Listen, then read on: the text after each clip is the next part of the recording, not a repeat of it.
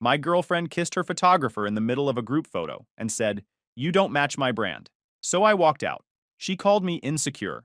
Within days, people exposed her lies. Brands dropped her, and her entire image fell apart in real time.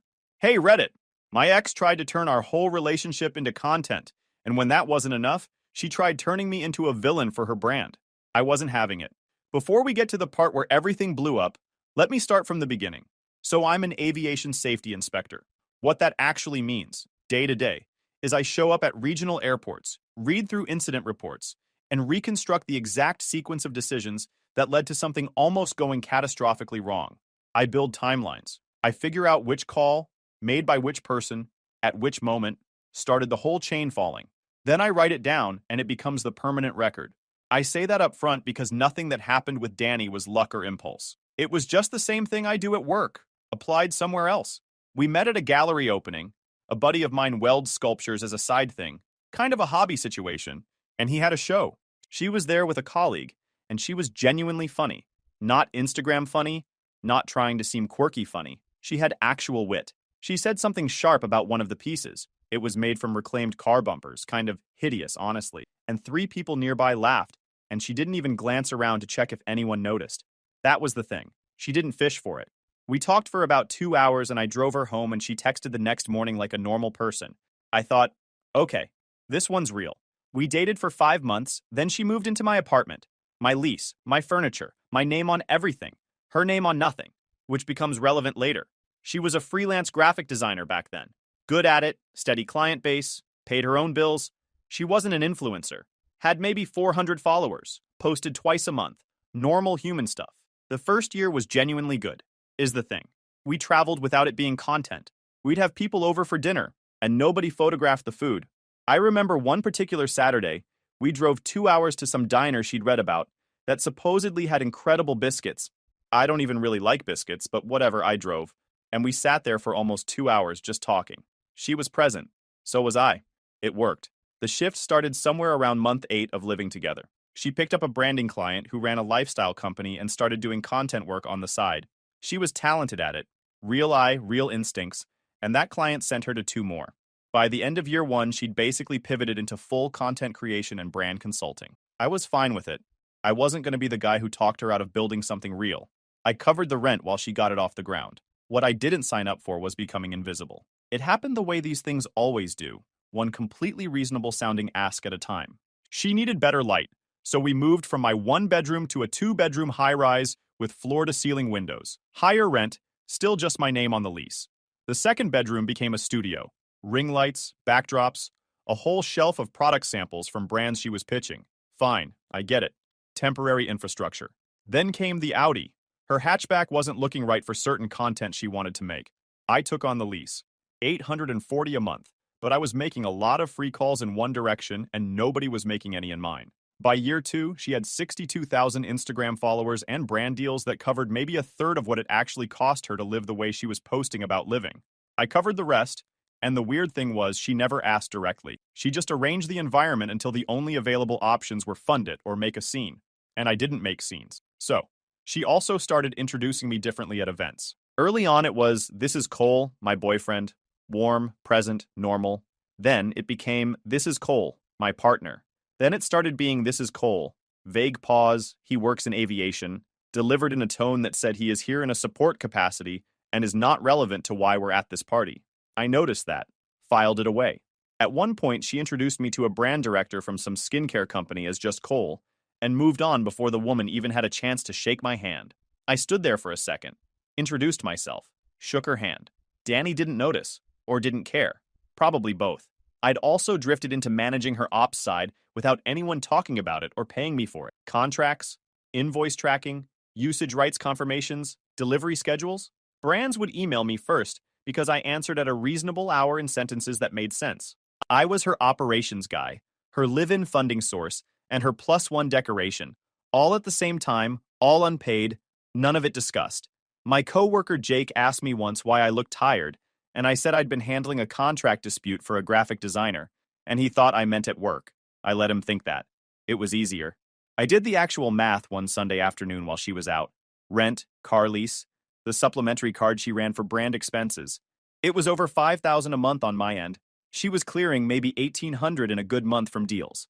That's a gap. And I looked at it clearly, without dressing it up or telling myself it was an investment in something. I noted the pattern, gave it a defined window, and kept watching. I don't move without a clean pattern. That's just how I'm built. The real problem had a name. His name was Rex. Rex showed up through a streetwear collab she did in the spring. Photographer. Shot exclusively on medium format film, because digital lacked soul, which is something people say when they want to charge more and deliver slower. He had about 90,000 followers, which in her world was significant, and he had the kind of easy confidence that comes from deciding a long time ago that other people would pick up his tab if he positioned himself correctly. But I'm getting ahead of myself. She came home from the first shoot talking about him the way people talk about a song they think nobody else has found yet. Rex has this whole philosophy about captured light versus constructed light. Rex is working on a book.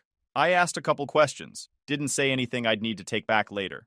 Within a month, he was just around. At the apartment when I got home from 12-hour inspection days. Eating our food. He used the studio in the second bedroom twice for his own shoots without saying anything in advance. Just showed up, set up, worked, left. The first time I came home and found him packing gear in our hallway, I told her directly, "That space is ours, not shared, and I need advance notice." She said I was being territorial. I said I was being clear. She moved on. He also started bringing one of those pour-over coffee setups. Just left it on our kitchen counter like it lived there.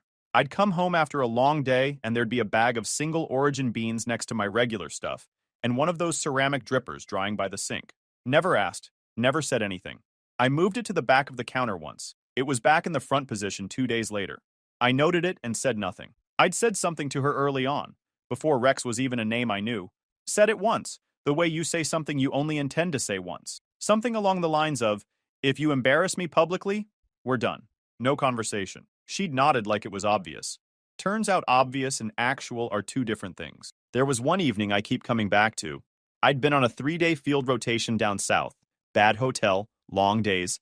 I ate a gas station sandwich for dinner on day 2, and that should tell you how the glamour of it all was going. And when I walked in, both of them were on the couch, not sitting apart, being professional about it. Close. Her feet tucked under her, his arm draped across the top of the cushion right behind her shoulders. They moved apart when the door opened, the kind of casual that only looks practiced because it is practiced. She said, "Hey babe, how was the trip?" Like nothing was arranged. Rex looked at me with the flatness of someone who'd already decided he had the upper hand. I said the trip was fine, put my bag down, went to shower, stood in there longer than I needed to, and thought clearly and calmly about what I was looking at. Then I made a protein shake, because there was nothing else quick in the kitchen, and went to bed. Anyway, he started coming to events she'd bring me to, standing near her, refilling her drink, saying something close to her ear that made her laugh the specific way I used to make her laugh. I watched it with the same detachment I use at work. Date, location, behavior, pattern. I didn't make a scene. I didn't confront anyone. I just watched it build and kept adding to the record in my head. The model release showed up on a Tuesday morning while I was at a regional airport for a routine audit. She texted, "Sign this quick, need it back by end of day." Attachment. I opened it in the parking lot. Standard model release, perpetual worldwide irrevocable rights to my likeness and image and voice across all platforms. No expiration, no compensation, no scope limit. Someone who knew exactly what they were doing had drafted it. I found out later, through screenshots Priya sent me, that Rex had written the template and told Danny to get my signature before the Callaway event specifically, so any footage from that night would be legally cleared. He'd thought it through. I actually respected that in a cold kind of way. I texted back one word. No. She called immediately. I let it go to voicemail and listened on my break. 4 minutes of escalating language. Insecure, controlling, "You're sabotaging my brand. You've never supported me." I uploaded the voicemail and the text chain to my drive, labeled the folder with the date, and went back into the building to finish the audit. That's it. That was the whole response. When I got home, she'd moved past it on the surface. Rex was on the couch going through shots on his laptop. I nodded, went to the kitchen, made dinner for one, ate at the counter while they talked about this upcoming creator mixer at a place called the Callaway Arts Center. Friday night, right brands, right people, very significant apparently. Thursday, she told me she needed me there, needed a driver, someone to manage the guest list app on her phone, a warm body for logistics if anything went sideways. She didn't frame it that way. She said it would mean a lot. I said I'd go. I'd already decided I was going, just not for the reasons she thought. The Callaway Arts Center is a converted warehouse in the Arts District. Exposed brick, industrial lighting, exactly the kind of bones that photograph well. Creator mixer, open bar, handful of sponsoring brands, step and repeat at the entrance with a professional event photographer working the line. Danny wore a slip dress in burnt amber she'd specifically picked because it would pop against the backdrop. She'd rehearsed poses in the mirror. She had the caption pre-written. I know this because I was in the apartment while all of it was happening. I wore dark trousers and a clean button-down, and was ready in about 5 minutes. She looked at me when I came out. Can you at least put a jacket on? I put a jacket on. In the car, she briefed me like I was a contractor she'd just brought on for the night. Photos at the step and repeat. Couple content for the feed. Check-in with the Larkspur rep. Video walkthrough for some brand pitch she was building. Check-in with a supplement company rep if she spotted him. If a brand rep approached while she was mid-photo, stay out of frame, handle logistics. She said it the way you tell someone to take out the recycling. No eye contact. Already moving on to the next item in her head. She'd been training me to be invisible for so long, she didn't notice anymore that she was doing it. Rex was already inside when we got there, moving slowly through the room, making people come to him. He spotted Danny from across the space, and the greeting they gave each other was the kind people think they're being subtle about. Extended eye contact, hug a few seconds too long, her hand staying on his arm after. I clocked it, turned, went to get a water. The first hour was unremarkable. She networked. I managed her phone for a check-in notification, answered 2 emails from a travel sponsor about usage rights confirmations she owed them. I was still on those old contact threads, my address still the first one on file because she'd never bothered to update anything. I handled it. That was the job I drifted into. At some point, a woman from one of the sponsoring brands introduced herself and asked if I was in the content space. I said no. Aviation safety. She said that was fascinating and genuinely meant it. We ended up talking for maybe 15 minutes about incident reconstruction, about how near misses are more useful than actual accidents for long-term pattern analysis. Best conversation I had all night, by a lot. Danny appeared, slid her arm through mine, smiled at the woman, said sorry to steal him, and walked me toward the catering table. Moment we were out of earshot. You can't just go talk to sponsors. That's not how this works. I said I thought I was just talking to someone at a party. She said everything at these things is strategic, Qley. I noted that too. Then she said the line was thin and now was the time. Couple shot. As we walked toward the step and repeat, she held her phone out behind her without turning around, the way you hand something to parking staff, and said, hold this. I took it. At the line, her purse clasp was apparently bothering her, so she handed that over too, smoothed her dress, checked her reflection in the phone I was now holding. A couple in front of us glanced over at me. I was standing there holding her bag and her phone like a hired assistant waiting to be dismissed. We waited a few minutes. I was still holding her bag. The event photographer waved us up. She arranged us into a couple pose, her hand on my chest, my arm around her waist. The photographer raised the camera. Rex appeared at the edge of the backdrop area. I still don't know if she texted him a signal or if he'd just been watching from wherever he was, waiting for the right moment. Probably the second one. She saw him before the first shot even fired.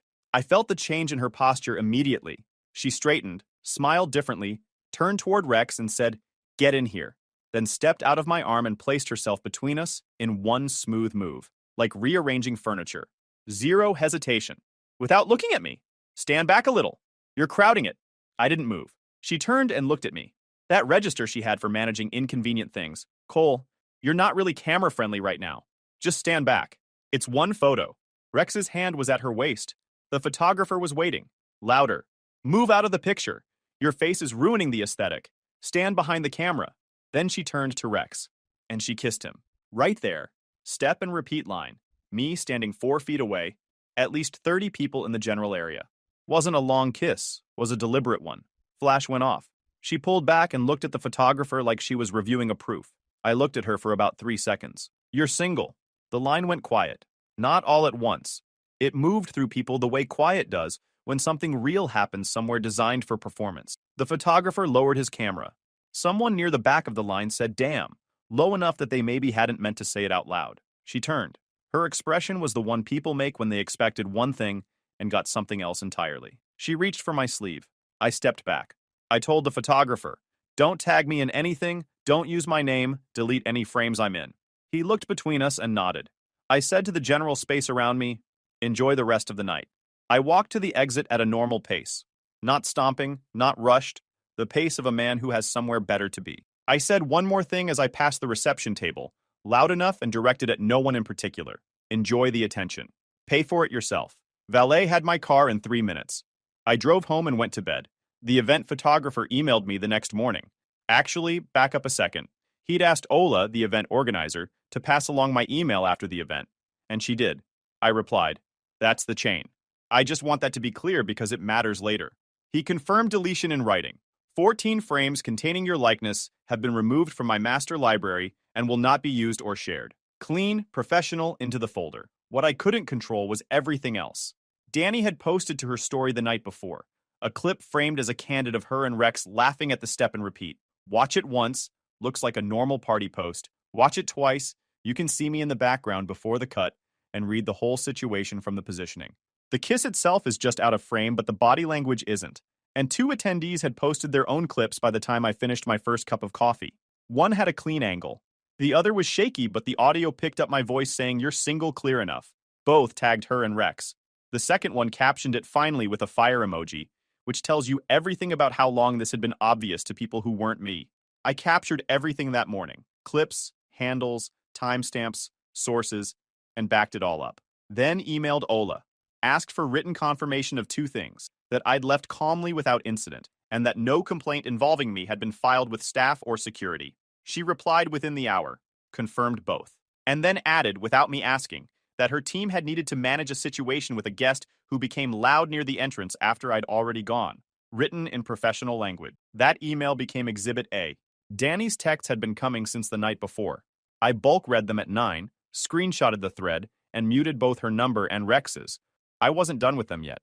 3 mutual friends texted variations of "she's really upset, and you should talk to her." Blocked. Her key still worked because the lock change needed to go through proper process. But that was temporary. Called the property manager that morning. Sole leaseholder, non-tenanted guest vacating, needed the written notice and scheduled pickup window procedure. I drafted the notice that afternoon. Saturday, 2 to 4 p.m. Building staff to be present. Inventory photo required before anything leaves. Slid it under the door when I got home. She wasn't there. Saturday, her key was on the counter with a note that said, "You don't have to do this." Her things were boxed by the door. The super stood in the hallway. Every item accounted for and photographed before it left. Clean. Monday, I called the dealership about the Audi. She'd left it in the building garage. $1,400 early termination fee. I paid it. Cost of closing a line item without dragging it. That same afternoon, Rex texted from a number I didn't know. Needed me to calm down. She chose who she wanted to be with. Deal with it like an adult. I thought about responding for about 4 seconds. Then didn't. The screenshot went in the folder. Responding would have given him something. Silence gave him nothing except the understanding that I wasn't scared of him, which honestly lands harder than saying it. Before I went dark, I sent one message. To Rex first, the one who drafted the model release and knew exactly where the legal exposure was. Remove any content using my name or image. No further contact. Blocked him. Same message to Danny. Blocked her. 1 notice each. They had it. Then I pulled up the shared cloud storage account I'd been paying for. Her brand content folders, usage rights documentation, 14 months of invoices I'd filed on her behalf. Generated a full export, sent the transfer link to her email, confirmed delivery, then removed my billing and killed the access.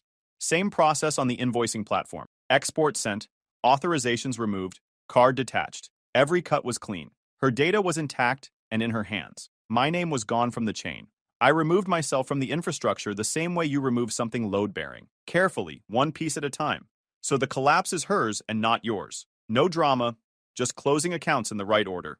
She started the story posts within 36 hours. First batch was vague, crying selfie with a broken heart emoji, no text. Then a graphic about peace mattering more than other people's approval.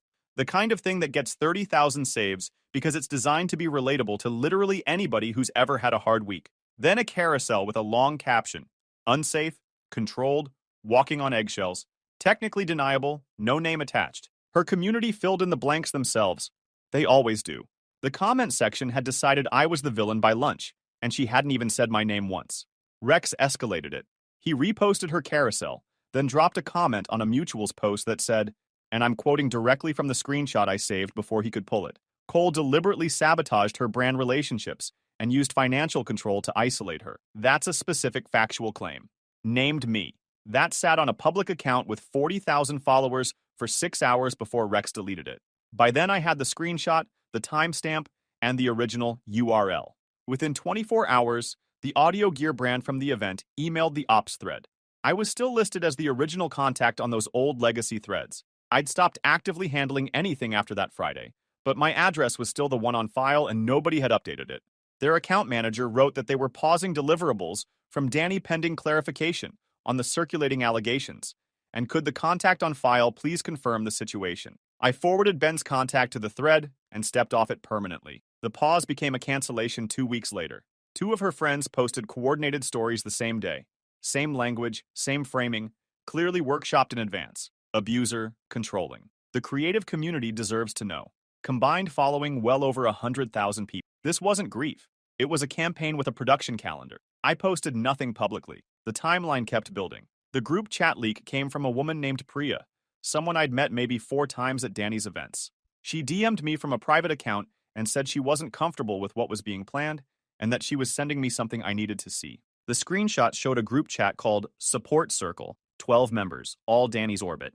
They'd discussed which brands to target, what language would trigger the biggest response, who should post first to establish the narrative. Rex wrote, "The brands will side with whoever has the audience and the story. Cole has neither. One of Danny's friends.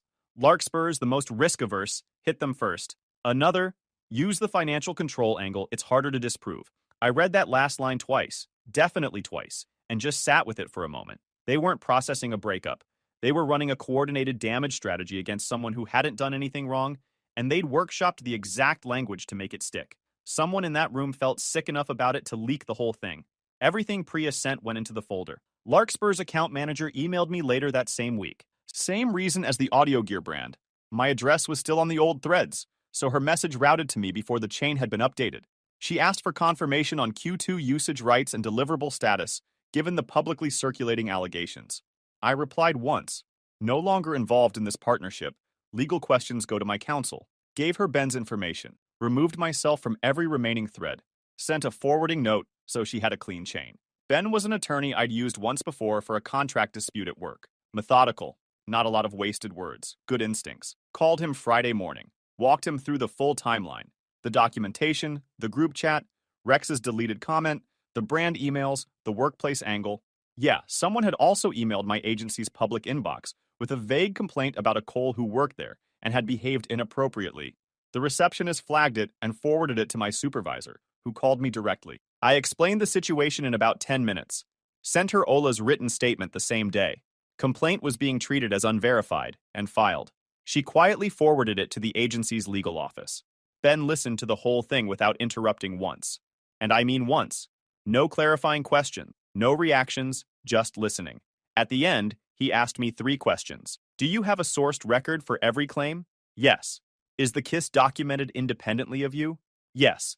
2 attendees plus her own story clip. Have you made any threats, destroyed any property, or contacted her since the event? No. He said, you have a case. We started building it that afternoon. The live stream happened on, it was Thursday night. Wait, no, Friday. Whatever. Doesn't matter. Danny went on Instagram Live from what looked like a friend's apartment, composed enough to be credible, emotional enough to seem genuine. She stayed just on the right side of the line for maybe 30 seconds, then crossed it. She named me, full name, said I'd threatened her financial stability, used access to her professional contacts as leverage, that she had documentation proving I'd deliberately interfered with her brand relationships. Around 3,000 viewers at peak. Several of them paired my first name with hers in comments that had now indexed in search results. I watched the full recording once. Screen recorded the whole thing with timestamps visible. Sent it to Ben with one line. Move. He filed the following Monday morning. The chargeback came the same week. She disputed a $1,700 charge from a card we'd briefly shared for ops expenses, a brand trip flight and hotel I'd booked, which she'd approved in writing by text 3 weeks before she disputed it as unauthorized. I submitted the approval text, the brand brief, the invoice. Bank denied the dispute and flagged her account for the attempt. Ben sent the cease and desist on a Tuesday. Went to Danny, Rex, and the 2 friends who'd posted the coordinated stories. 48 hours to remove everything defamatory, preservation of all DMs and group chats and drafts, complete cessation of contact through any channel. Rex's comment was referenced by its original URL with a note that deletion didn't constitute removal. We'd preserved the screenshot before he pulled it. Rex's content came down within 6 hours. His lawyer apparently called him before lunch. Both friends took their stories down by evening. One of them posted a vague non-apology about how misinformation spreads in difficult situations, which, sure. Danny left her content up. Her attorney, who she'd retained by then, sent back a response letter that was basically a stall. But the posts stayed up. That was fine. We needed them to stay up. Every hour they stayed up was another hour of documented public defamation on a time-stamped platform. She reached out through a new number 10 days later. Wanted 5 minutes, face-to-face, no lawyers, no recording, just closure. Said she was exhausted by the whole legal process and wanted to move forward. I agreed through Ben. 2 conditions, explicitly stated in the written confirmation Ben sent her attorney. No recording devices of any kind, and no third parties at or near the meeting location. If either condition wasn't met, the meeting was void, and the breach would be documented and submitted as part of our injunction filing. She agreed. Her attorney countersigned. Ben kept the chain. I got there 6 minutes early, ordered black coffee, picked a table facing the door. She came in with a friend I recognized from the group chat screenshots. The friend had her phone out. She wasn't even subtle about the angle she was holding it. I stood up, picked up my coffee, walked past both of them, pushed the door open, and left. On the sidewalk, I texted Ben 2 words. She violated. He sent a preservation letter to the venue that afternoon and later requested a still from the shop's security footage showing the friend filming at my table. He filed a declaration documenting the breach and submitted it as supporting evidence for the injunction application. We filed for defamation, tortious interference with business relationships, and injunctive relief the following Monday. 47 rows in the timeline. Organizer statement, photographer confirmation, attendee clips, live stream recording, group chat from Priya, Rex's deleted comment preserved at URL, chargeback denial, coordinated stories, workplace complaint, cafe breach with security footage. Ben said he'd never walked into a case this organized. Settlement conference came 3 weeks before the scheduled trial date. Dark suit, no tie. Danny came in performing, composure a bit too composed, voice carefully calibrated, the posture of someone who'd rehearsed looking like a victim of circumstances. Didn't look at me directly once. Her attorney argued that the posts were protected opinion and emotional expression, that the financial dynamic between us gave me demonstrable power over her livelihood. He said power dynamic 4 times. But, and this is important, he had nothing to put on the screen. Ben let him finish, then put the group chat on the screen. The strategy session, the target list, Rex's words about the audience and the story. He put Rex's deleted comment next to a definition of defamation from actual case law. The organizer's statement next to the livestream clip. The chargeback denial next to the approval text she'd sent 3 weeks before disputing it. The cafe agreement next to the security footage still. Then he walked them through everything else. Danny's attorney called a recess after the 4th exhibit. They were in the hallway for 22 minutes. I sat there, drank water, checked my audit calendar for the following week. Ben came back in and said they wanted to settle. I'd given him one instruction going in. No blanket NDA. Equal silence protects her lie the same as it protects me, so that wasn't happening. Ben had already drafted the terms and I'd reviewed them twice the night before. Settlement required. Pinned public retraction on her Instagram. In neutral factual language, we approved word for word, pinned for 90 days minimum. All defamatory content removed within 24 hours of signing. Not archived, not hidden, removed. No contact clause across all channels, direct and indirect, for 3 years. And a no future implication clause. She couldn't make any statement, coded or direct, that linked me to the behavior described in the removed posts. Rex signed a separate agreement with the same content removal and no contact terms in exchange for being dropped from the action entirely. She signed. Her attorney signed. They walked out. The retraction posted on a Wednesday morning. I was in the parking lot of a regional terminal finishing a pre-inspection checklist when my phone buzzed. Ben had set up an alert. I put it back in my pocket, finished the checklist, submitted it, then sat in my car and read the post. Just sat there for a few minutes with the engine off. Pinned to the top of her profile. Brief, factual, approved word for word by Ben and me. Previous statements about a former partner contained inaccurate claims. Those claims don't reflect factual events. Content has been removed. Regrets any harm from the misinformation. No names. She'd asked for that, and we allowed it. Because the retraction sitting at the very top of her own page, first thing every one of her followers sees before any other content, was the point. Where it lived mattered more than what it said.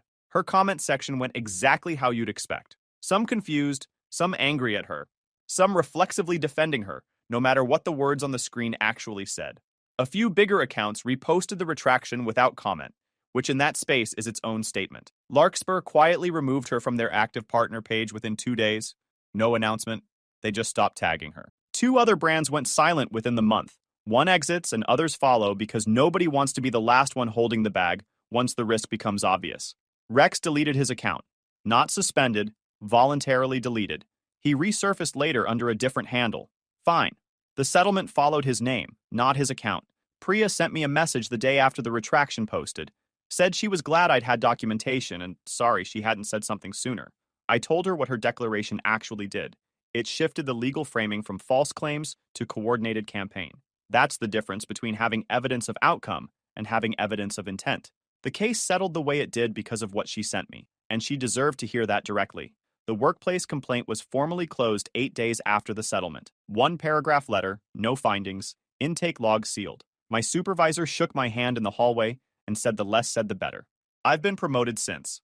New audit territory, longer trips, more responsibility. The work is good, and I'm good at it. My apartment now is a 1-bedroom on the 14th floor. East-facing window, good morning light. No ring lights, no backdrops, no second bedroom turned into someone else's studio that I'm paying for. I bought a decent espresso machine and a reading chair that I actually use. I sleep 8 hours. My phone is quiet. There's still one thing that's not fully resolved, and I'll be honest about it. The friend who showed up at the cafe, not Priya, the one who was filming. She was in the group chat. She signed nothing. The settlement doesn't cover her directly, and I genuinely don't know if she understood what she was walking into or if she knew exactly what she was doing. Maybe both. Probably both. I think about that sometimes, and I don't have a clean answer for it. The case file is still on my hard drive. 47 rows. Organizer statement, photographer confirmation, attendee clips, chargeback denial, group chat, live stream, cafe breach, brand emails. Backed up. I don't look at it much. I don't need to. It exists because the record is what separates a pattern from a coincidence when the next thing happens. Last communication was through Ben, the morning the settlement was signed. 2 lines. All obligations under this agreement are enforceable from the date of signature. You wanted a story. Now you have a record. Then I blocked her everywhere that wasn't already blocked. No argument at the venue. No back and forth. No reaction she could clip and caption. No speech in a parking lot designed to produce footage. Nothing she could spin. Just documentation, procedure, and a clean close. In aviation safety, we call that an uneventful landing. The uneventful ones are always the goal. If you enjoyed this video, please hit that subscribe button. It really helps the channel and help us bring you more and better stories. Thanks.